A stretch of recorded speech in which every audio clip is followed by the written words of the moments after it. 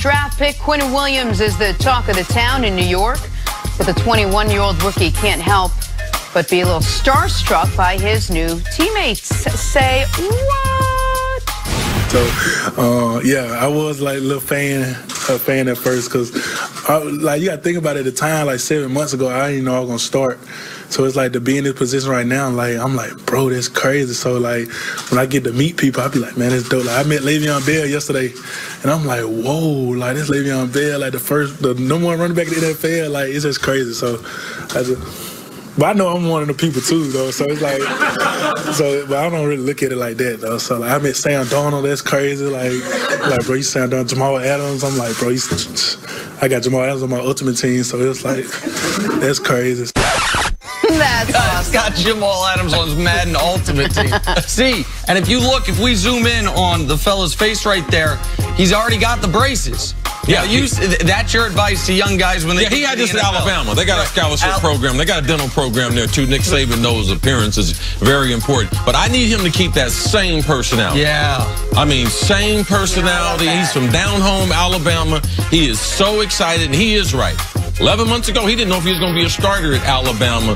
I'm looking forward to watching his career. Now, the big city, he's a long way away from home. Oh, yes, and he's a kid, man. No doubt. I mean, all these guys drafted are young, obviously, but he's about as young as you can be to be drafted in the NFL, 21 years old. And his personality, all these interviews you've seen from him. Wide-eyed, excited. He's got a little locket that he spent some new money on. Got a picture of his mom. Read the story on him and his mom. And his mom passed away. That's awesome. Yes. All right, time now for Stories to Start Your Morning, sponsored by Gillette Clear Gel. The Toronto Raptors sent the Sixers packing last night thanks to Kawhi's incredible series-clinching buzzer beater.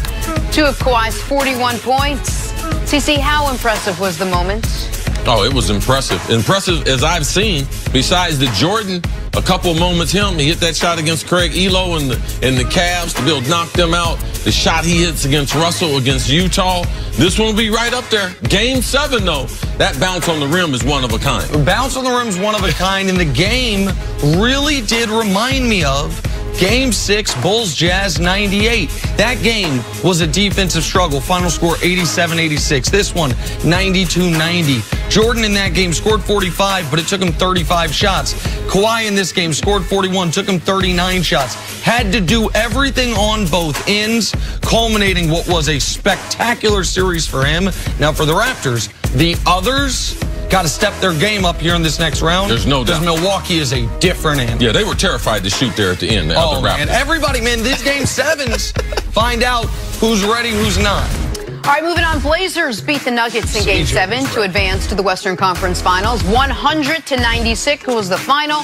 C.J. McCollum leading the way for Portland with 37 points. Blazers now face the Golden State Warriors. Nick, how impressive was CJ in this one? And I talked to CJ briefly after the game, and I told him, like, I don't know if he recognizes 37 points in a road Game 7, the type of elite company that puts him in. No one's ever had 50 in a Game 7 anywhere. He was 10 points shy of the all-time Game 7 scoring record, and he did it on the road against the higher seed, against the heavy favorite, when his guy, Dame was having a rough night. What was he, 3 of 17 from the field? So they needed every last moment, and that last play of the game, he says, I told Coach Stotts, set them down low, 1-4 low. I'll get you a bucket. I'll get you a bucket. And he got them that bucket. Yeah, I don't know what's going on. Spectacular athletes. I'm more impressed with he decides to talk with Nick Wright. After the greatest game of his career, my homeboy from Ohio, I can't get a call from him. Look, I introduce you to people, and you Odell Beckham. Oh, yeah, I talked to OBJ. He was in town last night. We got commonalities, man. Bruh, now we got CJ, bruh, don't be calling Nick Wright, man, after your big moment, dog. Not Nick Wright. Great game, CJ. All right, finally, as we all predicted when LeBron got to L.A., the Lakers hired Frank Vogel to be their new head coach. It is a 3-year deal. Vogel previously coached in Orlando and Indiana, where he battled LeBron in the conference finals multiple times. He'll be joined by former head coach Jason Kidd, who will reportedly have a prominent role on his bench. Nick, what do you make of the hire? I mean, looking at you. You go. Looking at you, Colin. Because I want to hear what you say. This is the thing. When you were reading it, I changed my mind. We were going to go to Nick to have him start, but it even said season. Go ahead. But go ahead. But this is Jenna, I just wanted to say this first. I would feel a lot different if we started the search with him part of the process. If Vogel would have been part, we're going to interview 5 people. We're going to look at Juwan Howard. I mean, because he wasn't even part of the first 4 candidates. No. So if we start that way, I can be unhappy with who you select and believe they're going to select someone. You could have selected someone better.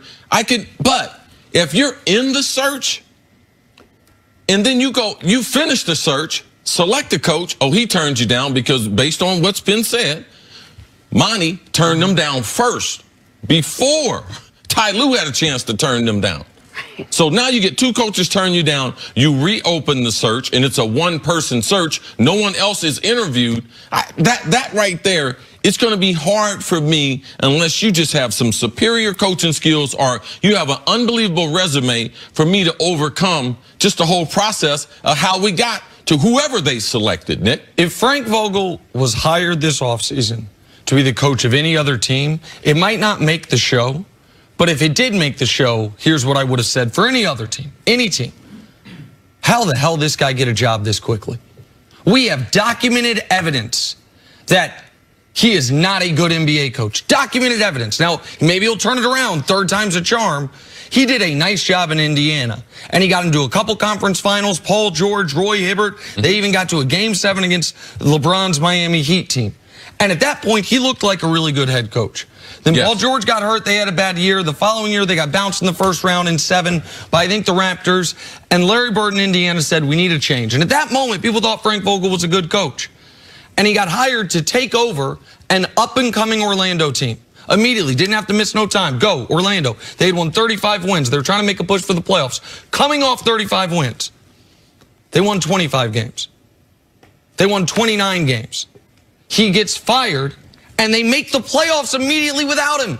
Same roster, top 6 scorers, the exact same. Orlando last year with 25 wins. This year with 42 wins. Same roster. Maybe have some of the same young, talented players, lottery picks that he was supposed to develop, just like the Lakers, besides LeBron. This is baffling that Frank Vogel gets a 3rd bite at this apple for any team, much less a team with immense pressure to win immediately and right now.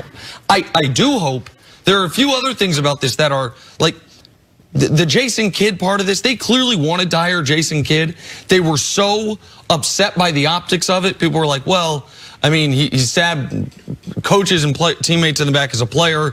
He had a domestic violence allegation. He got a DUI. He had he finagled his way out of Brooklyn. He went to Milwaukee. Did some. So they were so upset by the optics of that. Do you remember after they interviewed Jason Kidd, who they clearly wanted to hire? They leaked to the media. Oh, it was a fake interview. It was just courtesy interview. And now they make Vogel take him on a staff because Vogel will take all the things Ty Lue didn't want to take. 3-year deal, no problem. You pick my staff, no problem. I'm just happy to get another coaching job. This is baffling, but it should put to rest this notion. LeBron James, the puppet master. LeBron James, remember, he in charge of everything in LA. He wasn't in charge of this.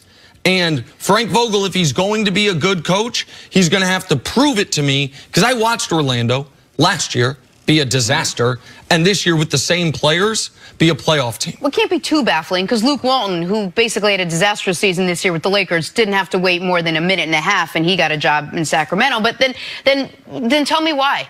Tell me what the Lakers saw in Vogel that either we don't see or fans don't see or the media's not seeing, that they thought this is the guy that's going to come in, going to help us win, going to help us land a free agent, going to help us get back into the playoffs. Like, just someone explain it to me. Well, I can't tell you what the Lakers saw. I don't know what Kurt Rambis, because it would be hard for me to look through life through Kurt Rambis' shades. But there was something Kurt Rambis saw. I don't see it. And if Kurt Rambis is a part of your selection as far as you selecting a coach, there's no telling what you might end up with. But I'm going to tell you this, though. There wasn't people calling. This wasn't a coveted job. I wonder if they didn't hire Frank Vogel, how many more coaches, credible NBA coaches, could they have interviewed? Because you already had 2 turn the job down. This right here with LeBron James, this is embarrassing. One of the stellar franchises with one of the great players we've ever had. Nobody wanted this job. Well, I think I can answer your question very directly. What they saw in Frank Vogel. Rob Pelinka and Kurt Rambis saw a guy that was not going to fight them for any modicum of control. Yes. Rob Pelinka they wanted to keep power. Runs the Los Angeles Lakers. He is the final word in all of it. Well, this is now he might have to report to Jeannie Buss, who then I guess reports to Linda Rambis, who then, but Rob Pelinka, I thought Brian Windhorst, to his credit, laid this out very intelligently in an article people should read. There's two types of coaching hires. Yes. Bold ones or ones where you want to hold on to as much power as possible. So you hire a coach, you're going to take a 3-year deal. You're going to let me pick your staff. No problem. I just want it, man. I thought I was going to have to go be an assistant for years before I get another opportunity. No problem. I get to coach the Lakers. We'll be in the playoffs. Sure. So this was about Rob Pelinka consolidating his power. When Magic walked out the door, we thought Pelinka could lose some power. They'd bring in Masai. They'd try to get Bob Myers. They'd call up R.C. Buford. Now we know why that plan never happened. Was never discussed. No. And also we know that maybe Pelinka's quest for power is one of the reasons Magic walked out the door. And I'm going to say, there's one other thing that I want to say that's in reference to this show. Because when we were first talking about the Lakers coaching search, and it was Monty Williams, Ty Lue, and Juwan Howard were the 3 candidates we were discussing, I believe, at the time. Jason Kidd, I don't think, was discussed. Steven Jackson was on this set. And people got very mad at him. Because Steven Jackson said, I'll be honest with you, I don't care who they pick. I'm just glad it's a black coach. And his point was, black coaches don't get the opportunities some of their white contemporaries do. Black coaches certainly don't get to be Frank Vogel. Don't ever play, fail in one spot, have a disastrous tenure in another spot that we find out immediately thereafter the team's better without you. 1 year out of coaching, go coach the Lakers. Like Ty Lue, everyone's like, oh, Ty Lue, they offered Ty Lue the same contract they offered Frank Vogel. Ty Lue was a success when 3 NBA Finals won a championship, and it's just ridiculous. On the other side of that, because I believe there's another argument on that, it's hard to argue when 2 African Americans turn down the job. Now, maybe if you have a different topic, you've been like, oh, we might go, yes, they might not get the opportunity, but when 2 brothers turn down the job, that's not the time to be asking, well, man, African-American coaches don't get, yeah, that part is true, but 2 guys turned this job down. Right, but I guess the only thing I'd say is Ty Lue being offered the same contract you offered to Frank Vogel, like that was a conversation we should have had before Frank Vogel. So, sure. I mean, I understand your point, but go ahead. The biggest question now is going to be if they can land or what free agent they are going to land, and you wonder how much now Vogel is going to affect that move. All right, Pelinka, man. Yeah, let's move on to the Philadelphia 7.